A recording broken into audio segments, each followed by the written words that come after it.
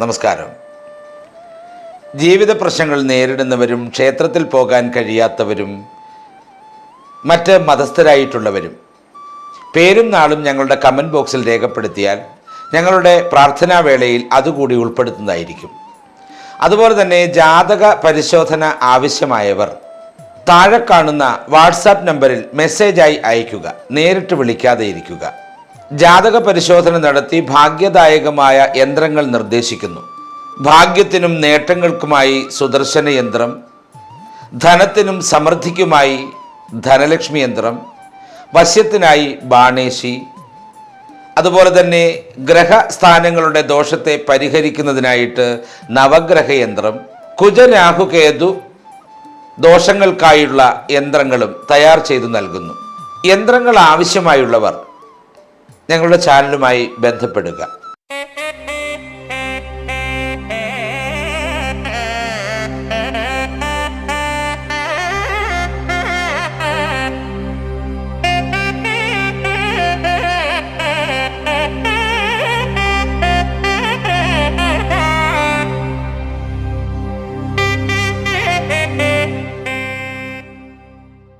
നമസ്കാരം. സുദർശന TV ചാനലിലേക്ക് സ്വാഗതം. മകം നക്ഷത്രം 1202 ആണ്ട് ചിങ്ങം മുതൽ 1203 ആണ്ട് ചിങ്ങം വരെയുള്ള മകം നക്ഷത്രത്തിന്റെ സമ്പൂർണമായ വർഷഫലമാണ് പറയുന്നത്. 1202 ചിങ്ങമാസം മുതൽ 1203 ചിങ്ങമാസം വരെയുള്ള കാലയളവിൽ ചിങ്ങക്കൂറിൽ ഉൾപ്പെടുന്ന മകം നക്ഷത്രക്കാർക്ക് ആത്മവിശ്വാസവും നേതൃപാടവവും പ്രകടമാക്കാൻ സാധിക്കുന്ന ഒരു വർഷമായിരിക്കും ഇത്. രാഹുകേതുക്കളുടെ മാറ്റങ്ങളും വ്യാഴ ആനുകൂല്യവും തൊഴിൽ രംഗത്തും സമൂഹത്തിലും തനിമ നിലനിർത്താൻ സഹായിക്കുമെന്നുള്ളത് എടുത്തു പറയേണ്ടുന്ന കാര്യം തന്നെയാണ്.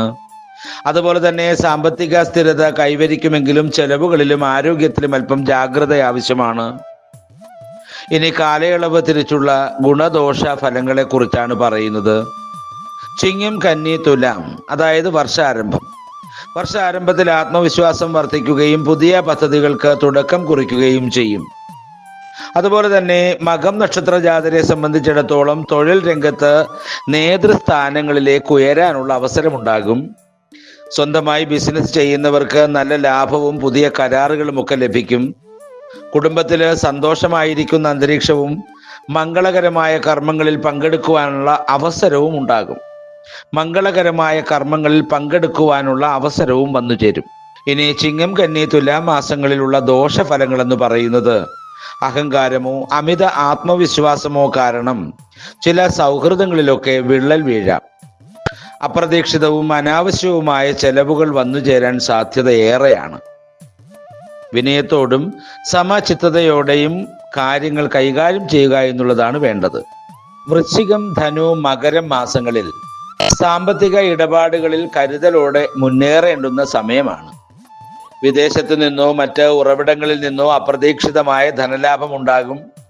വിദ്യാർത്ഥികൾക്ക് മത്സര പരീക്ഷകളിലൊക്കെ മികച്ച വിജയം കാഴ്ചവെക്കുവാൻ കഴിയും. ഭൂമി സംബന്ധമായ ഇടപാടുകളിൽ നേട്ടങ്ങളൊക്കെ പ്രതീക്ഷിക്കാം. ഭാഗ്യക്കുറി സംബന്ധമായി ധനം വന്നു ചേരാനുള്ള ഭാഗ്യവും കാണുന്നുണ്ട്. വൃശ്ചികം, ധനു, മകരം മാസങ്ങളിൽ മകം നക്ഷത്രക്കാരെ സംബന്ധിച്ചിടത്തോളം വന്നുചേരുന്ന ദോഷഫലങ്ങൾ പൂർവിക സ്വത്തുക്കളുമായി ബന്ധപ്പെട്ട് ചെറിയ തർക്കങ്ങൾ ഉണ്ടാകാൻ ഇടയുണ്ട്.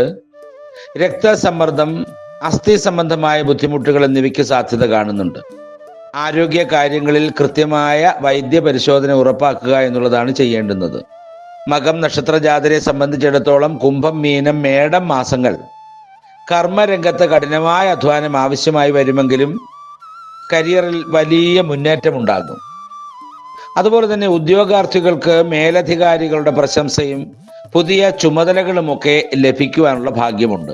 കല, സാംസ്കാരിക, രാഷ്ട്രീയ മേഖലകളിലുള്ളവർക്ക് പൊതുജനങ്ങളുടെ അംഗീകാരം വർദ്ധിക്കുന്ന സമയമാണിത്. അതുപോലെ തന്നെ ദോഷഫലങ്ങൾ എന്ന് പറയുന്നത് ജോലിഭാരം കാരണം കുടുംബപരമായ ഉത്തരവാദിത്തങ്ങൾ മാറ്റിവെക്കേണ്ടി വരാം. അനാവശ്യമായ യാത്രാക്ലേശം അനുഭവപ്പെടാൻ സാധ്യതയുണ്ട്. വ്യക്തി ജീവിതവും ഔദ്യോഗിക ജീവിതവും സന്തുലിതമായി കൊണ്ടുപോവുക എന്നുള്ളതാണ് പറയാനുള്ളത്. അടുത്തതായി ഇടവം, മിഥുനം, കർക്കിടകം 1203 ആണ്ട് ചിങ്ങം വർഷാവസാനമാണ്. വർഷാവസാനത്തോടെ മനസ്സമാധാനവും ലക്ഷ്യപ്രാപ്തിയും കൈവരിക്കാനാകും. തീർത്ഥയാത്രകൾക്കും ആത്മീയ ചടങ്ങുകൾക്കും അവസരം ഒരുങ്ങും എന്നുള്ളതാണ്. മുടങ്ങിക്കിടന്ന ഗൃഹനിർമ്മാണ പ്രവർത്തനങ്ങൾ പുനരാരംഭിക്കുവാൻ സാധിക്കുമെന്നുള്ളതാണ്. കിട്ടാതെ കിടന്ന ധനം ലഭിക്കുവാനുള്ള ഭാഗ്യവും കാണുന്നുണ്ട്.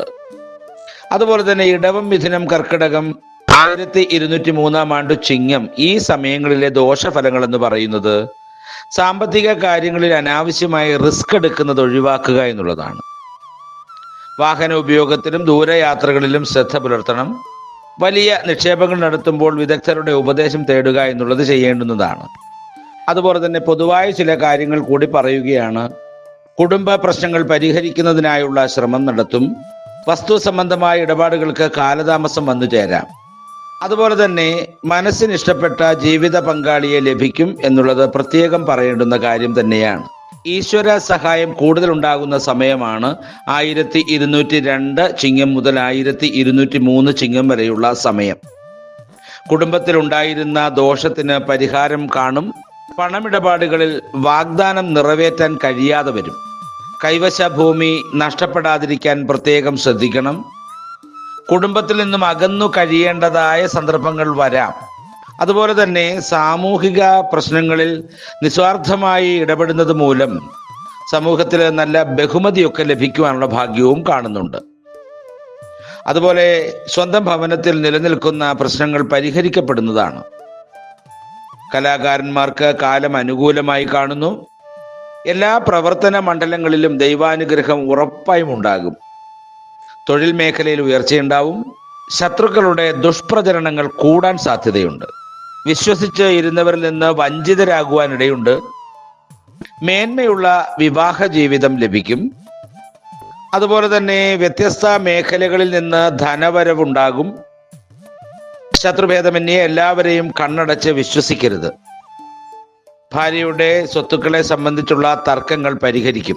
വാഗ്ദാനങ്ങൾ ശ്രദ്ധാപൂർവം നടത്തണം. സന്താനങ്ങൾക്ക് ജോലി സാധ്യത തെളിഞ്ഞു കാണുന്നുണ്ട്. അതുപോലെ നാൽക്കാലികളിൽ നിന്നും ലാഭം പ്രതീക്ഷിക്കാം. മാതാപിതാക്കളുമായി അഭിപ്രായ വ്യത്യാസത്തിന് ഇട കാണുന്നുണ്ട്. ക്രയവിക്രയങ്ങളിൽ വിജയമുണ്ടാകും. വ്യാപാര മേഖലയിൽ വൻ നേട്ടം കാണുന്നുണ്ട്. പൊതു രംഗത്ത് ആരോപണ വിധേയനാകാനുള്ള വ്യവസ്ഥ കാണുന്നുണ്ട്. സന്താനങ്ങളുടെ കാര്യത്തിൽ ചില സമയത്ത് മനക്ലേശം അനുഭവിക്കേണ്ടി വരും. സ്വജനങ്ങളുടെ വിരഹം മനസ്സ് വേദനിപ്പിക്കും. കർമ്മരംഗത്ത് നേട്ടമുണ്ടാകും. കോടതി കേസുകളിലൊക്കെ അനുകൂലമായ വിധി വന്നു ചേരും. കൂട്ടു ബിസിനസ് നഷ്ടത്തിന് ഇടവരുത്തിയേക്കാം. പുതിയ ഉദ്യോഗത്തിന് അവസരങ്ങൾ വന്നു ചേരും. അതുപോലെ തന്നെ ചതിയിൽ പെടാതിരിക്കാൻ പ്രത്യേകം ശ്രദ്ധിക്കണം. ഉന്നത വ്യക്തികളുമായി ദൃഢമായ ബന്ധമുണ്ടാകും. വീട് മാറി താമസിക്കേണ്ടതായിട്ടുള്ള വ്യവസ്ഥകൾ കാണുന്നുണ്ട്. വ്യവഹാരങ്ങളിൽ വിജയം പ്രതീക്ഷിക്കാം. അധ്യാപകർക്ക് കാലം വളരെ അനുകൂലമാണ്.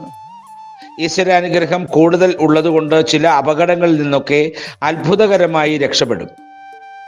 ഗ്രഹദോഷങ്ങളൊക്കെ മാറിക്കിട്ടും. എന്നാൽ മാതാവിൻ്റെ സ്വത്തിനെ ചൊല്ലിയുള്ള തർക്കങ്ങൾ അത് പ്രത്യേകം ശ്രദ്ധിക്കേണ്ടതാണ്. മറ്റുള്ളവരുടെ കാര്യങ്ങളിൽ അധികമായി ഇടപെടാതെ ഇരിക്കുക. ക്ഷിപ്രകോപം പല അനിഷ്ടങ്ങൾക്കും ഇടവരുത്തും. കടബാധ്യതകൾ തീർക്കാൻ കഴിയുന്നതാണ്. സന്താനങ്ങളുടെ വിവാഹ കാര്യങ്ങൾക്ക് കഠിനമായ പ്രവർത്തനങ്ങൾ ആവശ്യമായി വരും. ധനഭാഗത്ത് വ്യാഴന്റെ ഗുണം കൂടുതൽ ലഭിക്കും എന്നുള്ളത് എടുത്തു പറയേണ്ടുന്ന കാര്യമാണ്.